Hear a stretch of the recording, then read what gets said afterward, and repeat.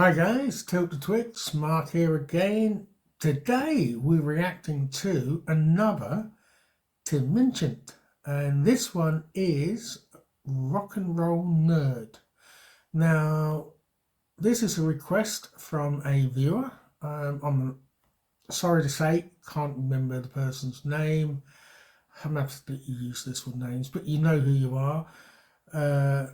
This was requested, I think, maybe a couple of weeks ago.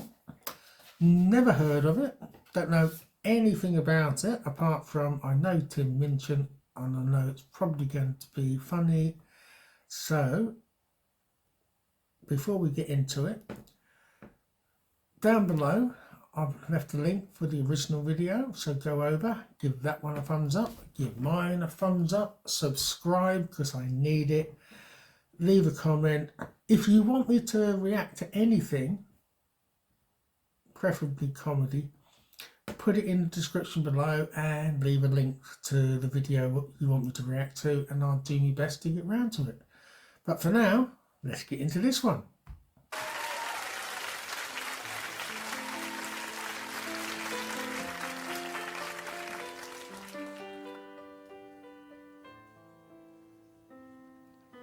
He doesn't have a problem with drugs, he just doesn't get them.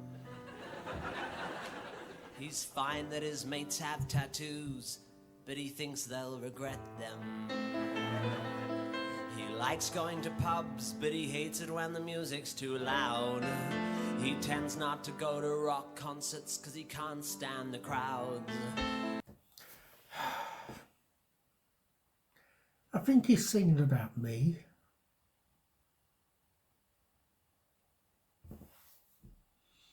But all he's ever wanted to be is a rock star on Rage or MTV.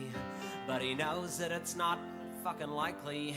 He just turned 30. He knows that he will always be a rock and roll nerd. He'll keep writing songs the world will never hear. I'm not a musician, I don't know much about music, but did that just switch over? I don't know.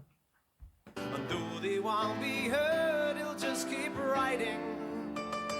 Oh yeah, but you see the problem is he always dreamt of being a star, but he learned piano instead of guitar, which in the 90s didn't get you very far. So while the other kids were learning Stairway, he was the piano to their forte.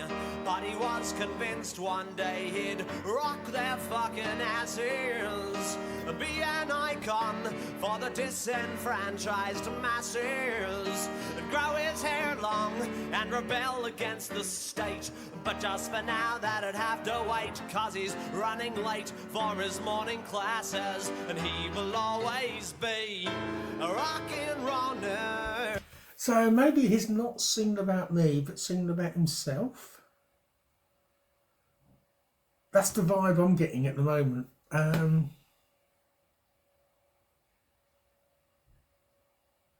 Tell me, put it in the comments below if you know more about this song. Maybe I'm missing something. You know, over my head, I don't know, but it seems like it's almost a song about himself. He'll keep playing gigs that no one knows about, and though it sounds absurd, he'll just keep playing. Oh yeah, but you see the problem is there's not much depth in what he's singing. He's a victim of his upper middle class upbringing, so he can't write about the hood or bling bling. So he sits and imagines his girlfriend is dead to try and evoke some angst in his middle class head. But the bitch is always fine at 9:30 when they go to bed, and he's not spent a single night in prison.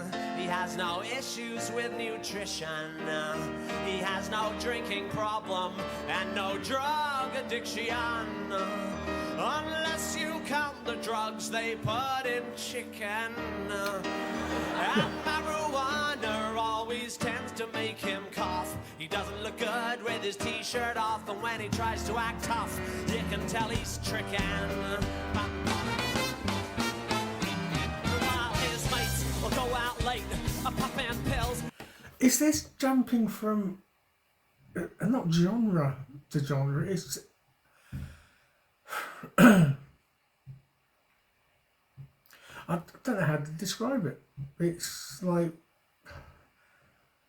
yeah, maybe it is genre to genre. It's changing a lot. The music is changing, and I must admit, his wordplay is still amazing, absolutely amazing. And having fun, he goes home and showers and gets a good 8 hours. He gets his thrills from his morning run, and while his mates all go on dates, are taking speed and drinking cans of Jim Beam, he stays home and cooks, curls up with the book with the girl he's had since he was 17. Cause he's never really been part of the scene. Give him Guns N' Roses, he'll take Queen. He's more into Beatles than the Stones. He's more Stevie Wonder than Ramones. And he's never owned a panel van. He never shot a Pantera band.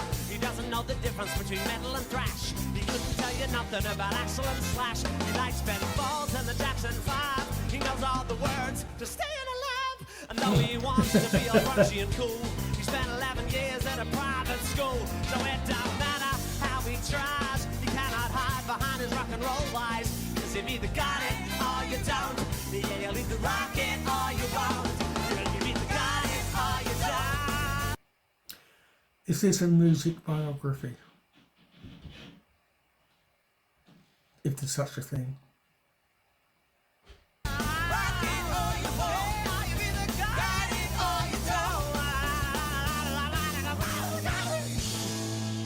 Knows that his music lacks depth, but it just can't be helped.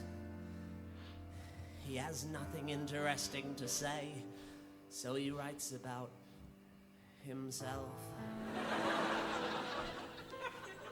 Writes about himself. But he doesn't want to seem self-obsessed, so he writes in third person. Okay. In an attempt to seem more rock and roll, but he suspects it's not working.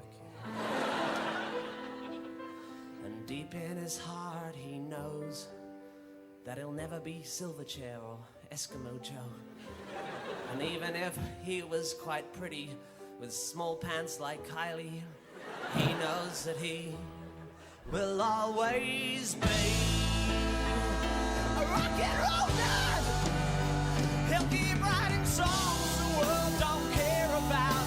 Though it sounds absurd, he'll just keep writing. Oh yeah, yeah, yeah. You can criticize him, but he won't care, cause he wants to rock, and he will never be deterred. But he'll always be a fucked up little try-hard wannabe rock and roll nerd.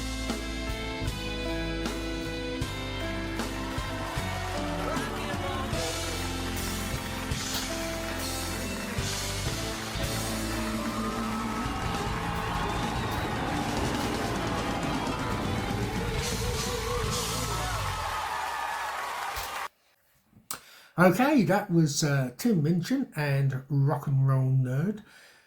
That was, to me, all over the place.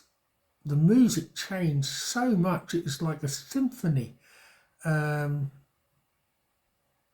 Something you actually had to go through yourself, I suppose. I still think he was singing about himself. Not sure though, but that's my feelings on the matter. But there you go, that was Tim Minchin. Hope you enjoyed it. If you did, give it a thumbs up, and I'll see you in the next one. Bye for now.